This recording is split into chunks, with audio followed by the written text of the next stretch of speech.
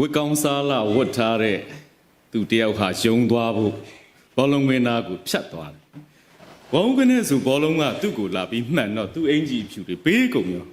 ။သူတော်စိတ်ဆိုးသွားတယ်။ကြီးလိုက်တော့ခလေးတယောက်ကဘောလုံးကောက်ကိုပြေးလာတယ်။ဒါနဲ့ तू ကမင်းဘယ်လိုလှုပ်လိုက်တာလဲငါအင်ကြီးဘေးကုန်ပြီ။ငါယုံသွားရမယ်။အဖြူဖြစ်တဲ့စွန်းသွားရင်ဘယ်လိုမှကြီးချွတ်လို့ရမှာမဟုတ်။ခလေးကသူ့ကိုပြုံးပြုံးလေးကြည့်ပြီးအိမ်မှာအမေရှိတယ်မဟုတ်လား။အမေရှိတော့ဘာဖြစ်လဲ။ तू ကပြန်မေးတယ်။အမေရှိရင်အီလန်ရှိတာပေါ့တဲ့။ဒါကမြန်မာပြည်မှာကျွန်တော်မြင်နေကြကြော်ညာလေးပေါ့။အီလန်ဆက်ပြကြော်ညာ။အမေရှိရင်အီလန်ရှိတယ်။အီလန်ရှိရင်အင်ဂျီဘလောက်ပေပူစရာမလိုဘူး။ကြိုက်တဲ့လောက်ပေလို့ရတယ်။ဒါလေးကိုပြန်ပြီးဆင်ခြင်တဲ့အခါမှာကျွန်တော်တို့အသက်တာမှာအဲ့ဒီလိုအားကိုးရတဲ့အဲ့ဒီလိုလုံခြုံစိတ်ချမှုရှိရဲ့လား။အမေရှိတယ်ဆိုရင်အစွမ်းထင်းတွေအတွက်ပူစရာမလိုလို့ကျွန်တော်အသက်တာမှာကောဘသူကကျွန်တော်တို့ကို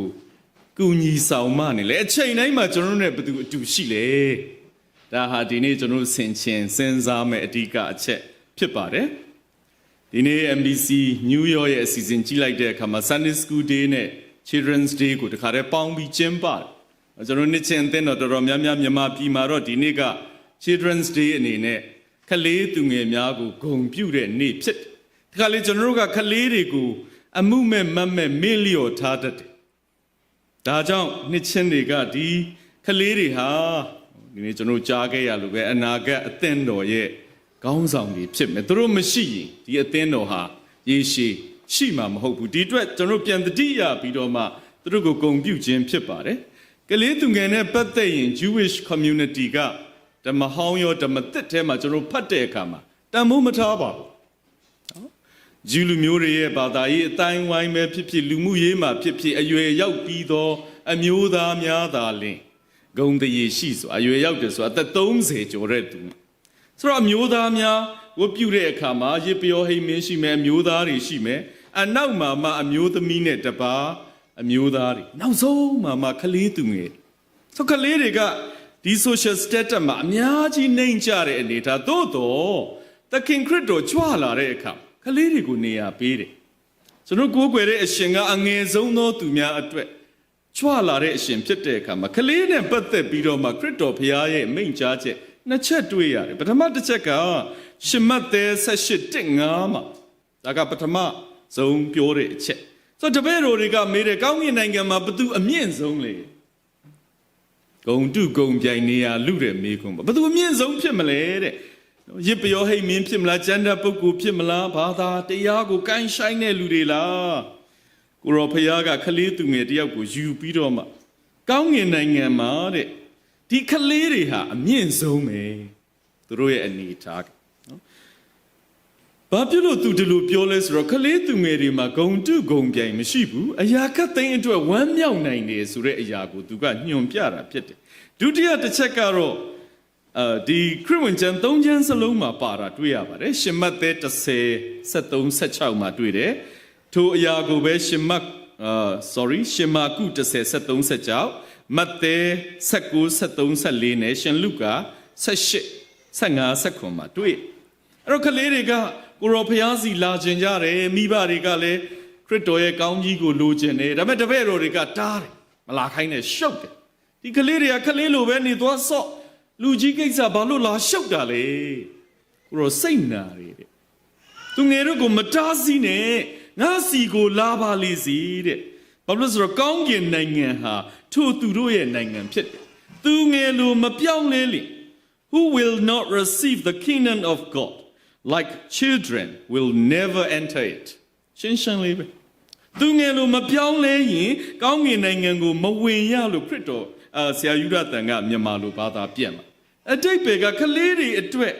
ဘာဖြစ်လို့သူတို့ဟာကောင်းကင်နိုင်ငံသားတွေဖြစ်တာလဲသူတို့ရဲ့ trust အရာခတ်သိမ်းကိုလွယ်လွယ်လေးယုံကြည်တယ်ယုံကြည်တဲ့အတိုင်းလဲအသက်ရှင်နိုင်ကျွန်တော်ကလေးဘဝဟာအပူပင်ကင်းပါတယ်စိုင်းဒီဆိုင်ကအပူပင်ကင်းတဲ့ကလေးဘဝကိုတစ်ခါပြန်ပြီးရကျင်တယ်မှန်ပါတယ်ငငယ်ကပြန်မှတ်မိတယ်အိမ်မှာအမေဖေရှိတယ်ကျွန်တော်ဆော့လိုက်တာမိကုံရမ်းကိုမိုးချုံမှအိမ်ပြန်တယ် ဘာမှလည်းအပူပင်မရှိဘူးအိမ်ပြန်ရင်ထမင်းရှိတယ်ဟင်းရှိဘာမှပူစရာမလိုဘူးကလေးတွေဟာပြစ္ဆုတ်ပံမှာပဲအသက်ရှင်ကြကျွန်တော်လူကြီးတွေကတော့တချို့ကအတိတ်မှာအသက်ရှင်တယ်တချို့ကအနာဂတ်မှာအသက်ရှင်ကြလောက်ဇူးဆိုတဲ့တရုတ်ပညာရှင်ကဘာပြောလဲဆိုတော့မင်းဟာတဲ့အတိတ်မှာအသက်ရှင်နေ you will feel sorrow for your life အဲ့လိုဆိုမပြေဝမစုံလင်ခြင်းတွေကျွန်တော်ရဲ့မအောင်မြင်ခြင်းတွေကြာဆုံးခြင်းတွေကိုပြန်တတိယပြီးတော့ဘာကြောင့်ဒါတွေကိုငါခြုံတွေ့ရတာလဲဝမ်းနေနေအတိတ်ဟာမနေ့ကဆိုရင်ပြီးသွားပြီပဲဒီနေ့မှပါမလားပြန်ပြင်လို့လည်းမရတော့ဒါကပြီးသွားတဲ့ဖြစ်ရတစ်ခုအတွက်တဲ့သင်အဲ့ဒီအတိတ်မှာပဲအသက်ရှင်နေမင်းဝမ်းနေနေရမှာပဲတဲ့ခလေးတွေကအတိတ်မှာအသက်မရှိမနေ့ကသေလောက်အောင်ရံဖြစ်တယ်ဒီနေ့အိုးလက်တွဲပြီးဆော့နေလိုက်ကြမနေ့ကဖျားတယ်နေလဲကောင်းရောမြောက်ရှုံးတာပဲတခါတည်းမိကုန်ရမ်းအတိတ်ကသူတို့ဘယ်တော့မှအမှတ်မထားတဲ့အရာဖြစ်သူတို့ကွင်းလွတ်နိုင်တယ်သူတို့အတိတ်ကိုလွယ်လွယ်လေး let go ပေါ့သူတို့လုံနိုင်တယ်ကျွန်တော်လူကြီးတွေကြမလုံနိုင်တဲ့အခါမှာအသက်တာမှာဝမ်းနေရတခါတချို့ကြတော့ the future မှာကြိုပြီးအသက်ရှင်မနေ့ကဘာဖြစ်မလဲငါစာမေးပွဲမှာအောင်မမအလုပ်ကောင်းကောင်းမှရပါမလားငါ building မှာပေးနိုင်မှာဒီ project ကငါအတွက်ဘယ်လောက်ကြာမှာလဲမလာသေးဘူးဒါပေမဲ့မလာသေးတဲ့အရာတွေအတွက်ကျွန်တော်ကြိုပြီးတော့မှပူပန်နေတတ်ငါအသက်ကြီးလာရင်လှပါမလားတခါလေကျွန်တော်စဉ်းစားတတ်နော်အခုတော့လည်းမှန်မကြည့်တော့ဝေးဖယ်ထားအဲ့ဒါပြဿနာမဟုတ်ဘူးအသက်ကြီးရင်အဘိုးရုပ်ပေါက်မှာပဲဆိုတာသိတာဘာဖြစ်လို့ worryful ပေါ့နော်ကျွန်တော်ဝမ်းနေနေရမှာလေဒါကြောင့်ကလေးတွေကိုပြန်ပြီးတော့မှသူတို့ရဲ့ trust ကိုကျွန်တော်ဒီနေ့ပြန်ပြီးဆင်ခြင်ဖို့လိုပါတယ်ကျွန်တော်သားလေးဖတ်သွားပါတယ်103ခုမြောက်သောစာလံငယ်1နဲ့2အိုးငါဝိညာဉ်ထာဝရဘုရားကိုကောင်းချီးပေးပါတဲ့ငါ၏အထဲမှာရှိသမျှတို့တန့်ရှင်းသောနာမတော်ကိုကောင်းချီးပေးကြလော့အိုးငါဝိညာဉ်ထာဝရဘုရားကိုကောင်းချီးပေးလော့ကျေးဇူးတော်အပေါင်းကိုမမေ့မလျော့ပါနဲ့တဲ့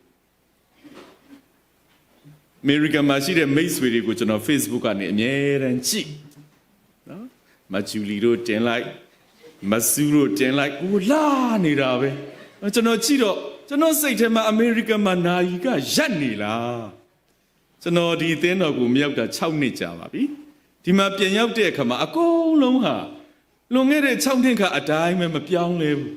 သူတို့ကိုအချိန်ကမေ့နေလားကျွန်တော်စိတ်ထဲမှာအမေရိကန်ဟာ living standard မြင့်နေနော်အလုတ်လုတ်တဲ့အတိုင်းပဲသူဝင်ငွေနဲ့ထွက်ငွေမျှတယ်အစိုးရကလည်းတည်ငြိမ်တယ်ဘသူတွေဘာပဲပြောသူဟာသူဘလို့နေကိုယ့်အတွက်ကပြဿနာမရှိဆိုတော့အသက်တာမှာအလုတ်ရဲ့အိမ်ရဲ့ဝင်ငွေရဲ့အတိုင်းဝိုင်းရဲ့အေးသက်တာလေးသွားရမြန်မာပြည်မှာကမနဲ့ဖန်ပါဖြစ်မလဲကျွန်တော်မသိဘူးဒီနေ့သွားဝယ်လိုက်တယ်မိုး30သားပေးပါ900မနဲ့ဖန်ကျွန်တော်စားခြင်းနဲ့မိုး30သားပေးပါ900နဲ့ဆရာကြီးတဲ့တက်သွားပြီ900တယ်ဟာနေမြန်လိုက်တာဟဲ့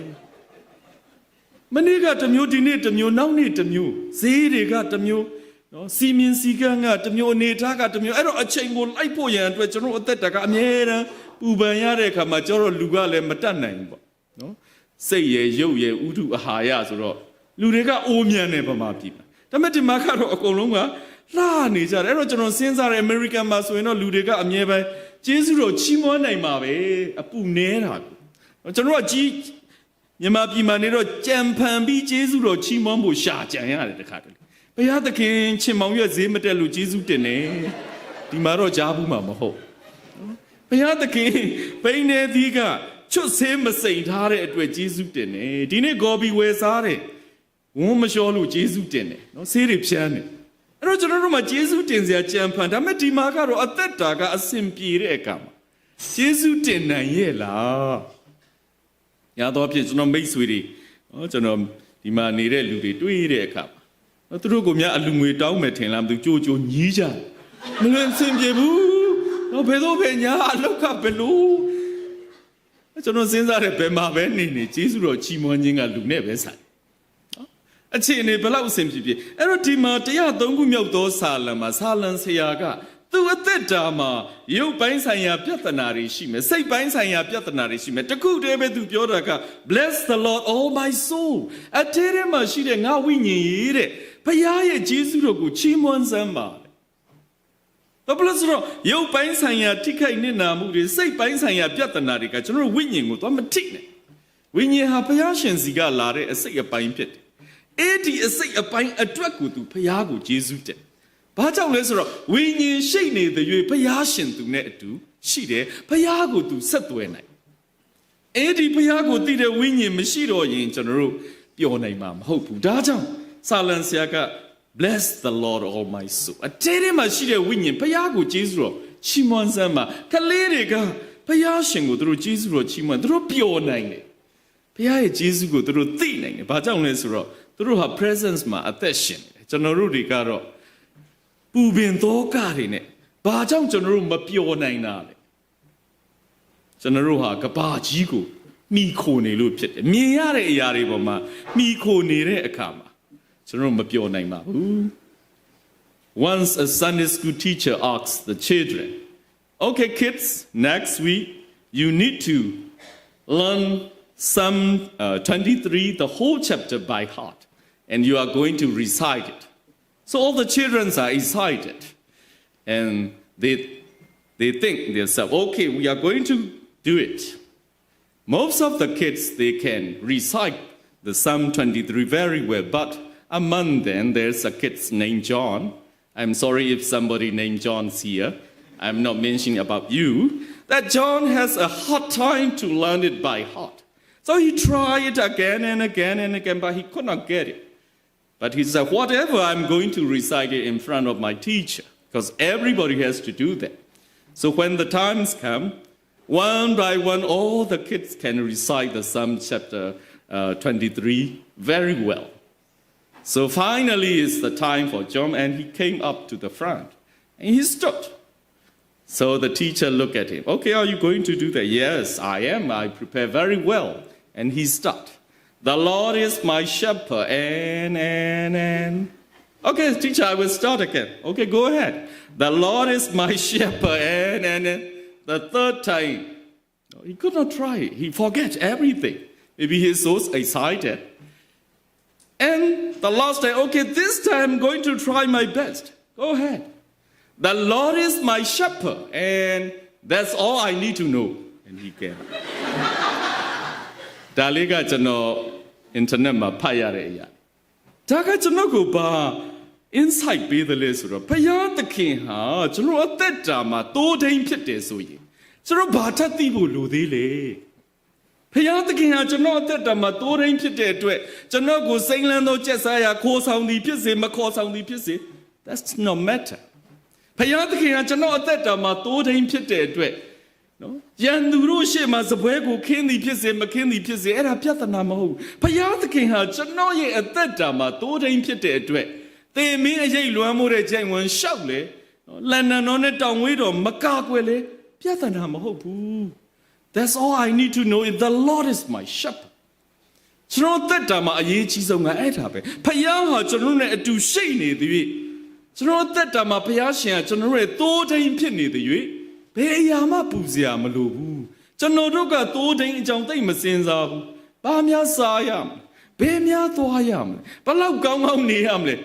ဖယားအလုပ်ကိုတွေးပြီးသွားပူနေတဲ့ပြဿနာကျွန်တော်မှရှိတဲ့အခါ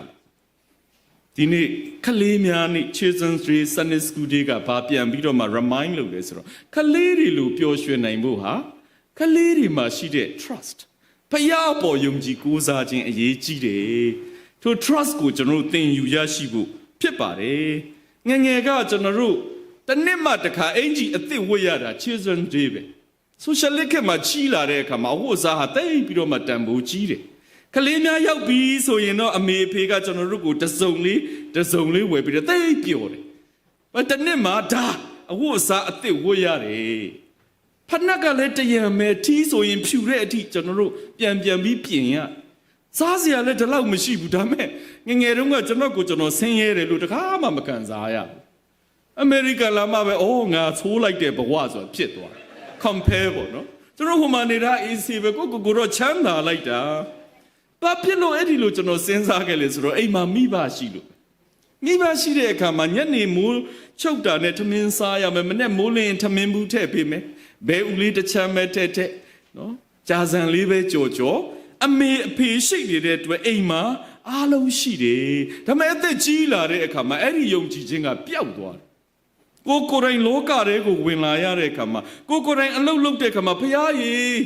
အစင်ပြေပါမလားကုန်စည်နှုန်းကတစ်မျိုးအလုပ်ကတစ်မျိုး stress တွေများလာတဲ့အခါမှာမပျော်နိုင်တော့ဘူးတဖြည်းဖြည်းနဲ့အသက်တာကလေးလံလာတယ်လို့ပဲကျွန်တော်ကပသိမ်သားဖြစ်ပါငယ်ငယ်ကပသိမ်ကနေရန်ကုန်ကိုသွားရင်သင်္ဘောစီးရတညလုံးသင်္ဘောစီးတယ်ညနေ4 နာရီပသိမ်ကထွက်တယ်နောက်တနေ့မနေ့10 နာရီရန်ကုန်ရောက်သင်္ဘောတလန်းနဲ့ရန်ကုန်သွားရတယ်ပြဿနာကသင်္ဘောတွေခဏမြုပ်တယ်လို့ကြားရလူတွေကအများကြီးစီးတယ်ပေါ့ပြုံပြီးတော့မှစီးတယ်လိုင်းနေလေတွေရှိတဲ့ကမှဟိုပြေးဒီပြေးနဲ့ကျွန်တော်ငငယ်က AR နဒီဆိုတဲ့သင်္ဘောမြုပ်ကြီးကြဲပဲအမေဖေတွေကပြောပြပေါ့ဝင်းချင်းကပြောဟာချက်သင်္ဘောမစီးရတော့ဘူးအဲ့ကျွန်တော်စိတ်ထဲမှာတလောက်အနေရရှိတဲ့ရေပေါ်မှာဘာဖြစ်လို့ဒီသင်္ဘောကိုဆောက်ဒီသင်္ဘောကရေပေါ်မှာမလျှောက်ဖ ೇನೆ ကုန်းပေါ်မှာသွားရင်သူနစ်เสียအကြောင်းမရှိနော်ဘာဖြစ်လို့သင်္ဘောကကုန်းပေါ်မှာမသွားတာကျွန်တော်သင်္ဘောမစီးရတော့နော်ဒါမဲ့ကျွန်တော်ပြန်ပြီးတော့မှဆင်ခြင်တဲ့အခါမှာရေပေါ်မှာသွားဖို့အတွက်သင်္ဘောကိုကောင်းမွန်စွာလုံလောက်စွာဆောက်ထားတယ်ရေပေါ်မှာပဲဒီသင်္ဘောကသွားလို့ရဘယ်မှသူ့ကိုတုံးလို့မရဘူးဒါပေမဲ့အဲ့ဒီသင်္ဘောဟာရေပေါ်မှာရှိနေသူကြီးဘာမှမြုပ်เสียအကြောင်းမရှိဘူးရေဟာသူရှိတဲ့နေရာမှာသူရှိတယ်သင်္ဘောဟာသူရှိတဲ့နေရာမှာသူရှိတယ်သို့တော်တဲ့သင်္ဘောပတ်ဝန်းကျင်ကရေတွေကသင်္ဘောတွေဝင်လာရင်တော့အဲ့ဒီသင်္ဘောမြုပ်မှာပဲလောကရန်တရား၈ပါးဆိုတာကျွန်တော်ခရစ်ယာန်တွေအတွက်ကြော်လွှားရမယ်လေကတစ်တွေဖြစ်ခရစ်ယာန်ဖြစ်တဲ့အတွက်လောကရန်တရားကိုမကျင်ဆိုင်ရဘူးပန်းခင်းလန်းကိုရှောက်ရမယ်လို့ဘယ်တုန်းကမှကျွန်တော်အရှင်ကမပြောခဲ့သူကိုယ်တိုင်လည်းပဲကရာနီလန်းကိုရှောက်ခဲ့တခါလေကျွန်တော်ကြည့်ပြီးတော့မှကျွန်တော်လူငယ်တွေပါသွားပြန်ပြီးပျက်စီးပြန်ပြီးဟာဖျားသခင်ဘာလို့ဒီလောက်ဆိုးတဲ့လောကရန်တရားကိုခရစ်ယာန်တွေကိုပေးတွေ့တာလေသူတို့ကိုတော့ပျော်အောင်ထားရင်ပို့ပြီးတော့မှဝမ်းမြောက်ဖွယ်ရတဲ့မဖြစ်ဘူးလား gospel ဆိုတာ good news ဖျားကငါအတွက်ပေးတယ်ဖျားကငါတို့ကိုဥဆောင်တယ်ဖျားကငါတို့ကိုပြည့်စည်ပေးတယ်ဝမ်းမြောက်စရာပဲတော့ထင်တဲ့အတိုင်းအဲ့ဒီတိုင်းမဖြစ်ဘူးကျွန်တော်ပြဿနာတွေကြုံတွေ့ရတဲ့အတွက်ယုံကြည်ခြင်းတွေပြက်ကုန်တယ်ဖျားရှင်အဲ့ဒီပြဿနာတွေကိုကျွန်တော်အသက်တာကဖယ်ပေးစမ်းပါဖျားကပြုံးတယ်သားတို့သမီးတို့အဲ့ဒီပြဿနာဟာသင်တို့အသက်တာအမြင့်ကိုရောက်ဖို့အတွက်ဖြစ်တယ်အဲ့ဒီပြဿနာတွေဟာသင်တို့ဘဝကိုမြင့်တင်ပေးမယ်အရာတွေဖြစ်တယ်အဲ့ဒါတွေမရှိရင်မင်းဟာပိုလီယိုပဲယုံကြည်ခြင်းမှာပျော့ခွေပြီးတော့မှဘယ်မှရောက်မှာမဟုတ်နေနဲ့ထိညိုးသွားမယ်ပန်းပွင့်လေးပဲဖြစ်လိမ့်မယ်ဒါကြောင့်ပြဿနာကိုမကြောက်နဲ့သို့တော်အရေးကြီးတာကအဲ့ဒီပြဿနာတွေကသင်အထဲကိုဝင်ပြီးတော့မသင်ယုံကြည်ခြင်းထွက်သွားရင်တော့အဲ့ဒါမှတကယ်ပြဿနာဖြစ်သွားကျွန်တော်ထဲကယုံကြည်ခြင်းမပြောက်ပါနဲ့ပြဿနာတွေအပေါ်မှာအခက်အခဲအပေါ်မှာစိန်ခေါ်မှုတွေအပေါ်မှာကျွန်တော်သွားရမှာဖြစ်ပါတယ်ဘုရားရှင်ဟာကျွန်တော်တို့အကောင်းဆုံးကိုပြင်ဆင်ပေးတဲ့ဘုရားဖြစ်တယ်ပြဿနာအပြင်တာ၍မြင့်သောအရာကိုပို့ဆောင်နိုင်တဲ့ဘုရားဖြစ်တယ်As long as the Lord is my shepherd ကျွန်တော်ဘဝမှာအကောင်းဆုံးကြော်လွှားနိုင်တဲ့အကောင်းဆုံးအရာတွေကိုဘုရားကပြင်ဆင်ပေးမှာဖြစ်ပါတယ်2016မှာကျွန်တော်မစင်စားပဲနဲ့ခလေးတယောက်ကိုမွေးစားလိုက်တက်ကြီးလာတာပြင်းလာတယောက်လို့တော့အိမ်မှာခေါ်ပြီးတော့မှကြောင်းထားပေးခြင်းနဲ့ဘာလို့ဆိုကျွန်တော်ဘော်ဒါတွေမှာခလေးတွေကိုထောက်ပတ်နဲ့စန်းစာကြောင်းတွေပို့တယ်တရားဟုတ်မှမစွန်တရားမှမစွန်ဆယ်တယ်လည်းမအောင်ကြောက်ကြတယ်ပတ်စံနေကုန်အဲ့တော့ကျွန်တော်ကမကျေနပ်ဘူးငါလို့ရင်အောင်ရနော်အဲ့တော့အိမ်ကိုခေါ်လိုက်တယ်ကျွန်တော်တငယ်ချင်းဆမဝူမီပေါ့အခုတော့ရှီကာဂိုမှာကြောင်းတယ်ဆမဝူမီကလေးတယောက်လောက်ရှာပေးစမ်းမှာကျွန်တော်ကြောင်းထားခြင်းလို့ဒါနဲ့ကွန်လုံကနေပြီးတော့မှလက်ချိတ်နဲ့အစည်းကလေးလေးတယောက်ရကွန်လုံကနေလာတဲ့အတွက်မြန်မာစာတဲ့တရုတ်စာပူတတ်တယ်နော်မြန်မာစာရေးအောက်ကမြင်နေတဲ့လိုက်ဝစ်စာနှလုံးပေါက်တွေထဲလိုက်တော့တိုင်းရင်းသားလေတာနဲ့သူလျှောက်ထဲနော်စလုံးရင်လည်းတလုံးကျွန်တော်ရောက်လာတော့တော်တော်စိတ်ညစ်တယ်ကြောင်းသွားအပ်စင်မပြေဘူးနော်6တန်းသာတက်တယ်အပေါက်လန်းကမတက်ဘူးပို့ပြီးပြဿနာဆိုတာကအဲ့ဒီနှစ်မှာပဲကျွန်တော်တူပေါ့နော်ကျွန်တော်ဆုံးသွားတဲ့ညီရဲ့သားလေးကလည်း6တန်းဆိုတော့ခေါ်လိုက်ပြီ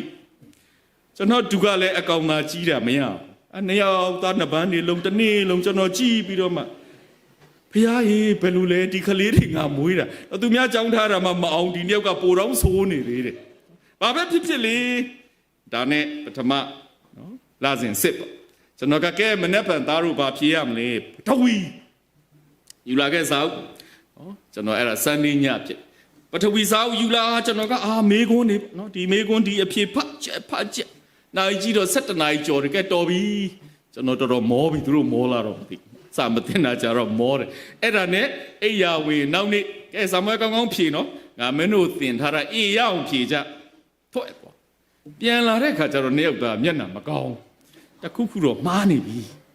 ကျွန်တော်မမေးသေးဘူးအသာလေးနေသမင်းစာပြီးမှစာဖတ်တဲ့အချိန်မနေ့ကစာမေးပွဲရှိကဲမင်းတို့ဘာအမားလုံးမိလဲမင်းတို့ရုပ်ကြည့်ရတာသိမပျော်ဘူးနော်တယောက်နဲ့တယောက်မင်းပြောငါပြောပေါ့သူတို့နှစ်ယောက်နော်ကျွန်တော်တူနဲ့ကျွန်တော်မွေးထားတဲ့ကလေးကမင်းပြောငါပြောတကယ်ပြောစမ်းမှာကွာဘာဖြစ်လဲနော်မမန်းကြီးဒါဦးလေးလို့ခေါ်တာနော်ကျွန်တော်တို့ဒီနေ့စာမေးပွဲဖြေတာမှားသွားတယ်ဟာဘာတွေများမှားလဲကျွန်တော်တို့ဖြေရတာကသိပ်ပန်နဲ့ဖတ်တာပထုံတော်ကျွန်တော်စိတ်ဆိုးလိုက်တာမှနော်တညလုံးပထဝီချက်ပြီးဖြေတာသိပ်ပန်မားတာကလည်းနှစ်ယောက်စလုံးဆိုကျွန်တော်စိတ်ဆိုးပြီးတော့ဘုရားသခင်ကျွန်တော်ကိုတက်တက်လာနောက်တာလားနော်ငါနေအကောင်းစားဒီမြောက်နှကောင်မွေးမအပူအပင်နေနဲ့အဲ့ခရစ်စမတ်ကျွန်တော်မပြုတ်ကျွန်တော်ကျင်းထားတယ်အေးစာမေးပွဲကြလို့ကတော့နှစ်ယောက်စလုံးပြန်ပို့မယ်ဟိုတယောက်လည်းပြန်ဟိုတယောက်လည်းပြန်ကျွန်တော်မပြောဘူးခရစ်စမတ်တန်တဲ့ January လားနော်ကျောင်းသွားပြီးပြန်လာတဲ့အခါမှာ result out တယ်နော်ကာရော report ကလေးကိုင်းဟောဘဝနေအော်လာတာမရေးတဲ့အောင်နေအမေကူတော်ပျော်သွားတယ်ဟာတေဟုတ်ပါလားဘာလို့ဆိုမအောင်ရင်သူတို့ပြန်ပို့မယ်ဆိုသူတို့ကြောက်နော်အောင်နေဆိုတော့ကျွန်တော်လည်းပြုံးနေပါဟာတေဟုတ်ပါကဲပြစမ်းမအောင် report ကကြည့်လိုက်တဲ့အခါမှာသူ great အကလုံးစီကြီးပဲကျွန်တော်ဘာမှပြောနိုင်အသက်တာမှာတချို့ကအေးရမှာပြောတယ်ဒါပေမဲ့စီရပြီးတော့ပြောနိုင်တဲ့လူတွေလည်းအများကြီးရှိစီမရဘဲနဲ့လေတချို့ပြောနိုင်ပါတယ်ဒီနေ့ဘုရားရှင်ဟာကျွန်တော်အသက်တာမှာ shepherd ဆိုတဲ့တိုးတိမ်ဖြစ်တယ်ဆိုရင်အဲ့ဒီတစ်ချက်တည်းနဲ့ပဲကျွန်တော်အသက်တာဟာပြီးပြည့်စုံတဲ့အသက်တာဖြစ်ပါတယ်ဒါကြောင့်ဒီမှာရှိတဲ့ညီကိုမောင်တို့အယောက်စီတိုင်းဘုရားရှင်ဟာ if the Lord is my shepherd that is all we need to knowကျွန်တော်အားလုံးသိရမယ့်ယုံရမယ့်အရာဟာဘုရားရှင်ဟာကျွန်တော်အသက်တာကိုဆက်လက်လမ်းပြပို့ဆောင်နေတယ်ဆိုတာပါပဲဒီနေ့ကလေးများရဲ့အသက်တာကနေပြီးတော့မှကျွန်တော်သင်ယူနိုင်တဲ့အရာများကိုသင်ယူလက်ထိုကလေးသူငယ်များကိုသူတို့ရဲ့အသက်တာမှာဘုရားတရားသိပြီးတော့မှလူရှိဘုရားရှိမျက်နာရပြီးကြီးပွားတဲ့ကလေးများဖြစ်အောင်ကျွန်တော်လမ်းပြပို့ဆောင်နေသူတို့ကနေပြီးတော့မှကျွန်တော်သင်ယူရမယ့်ဝိညာဉ်သင်ခန်းစာများကိုလည်းဆက်လက်သင်ယူနိုင်ကြဖို့ရန်ရောက်စီတိုင်းကိုတန်ရှင်းသောဝိညာဉ်တော်ပြလမ်းပြပို့ဆောင်ပါစေ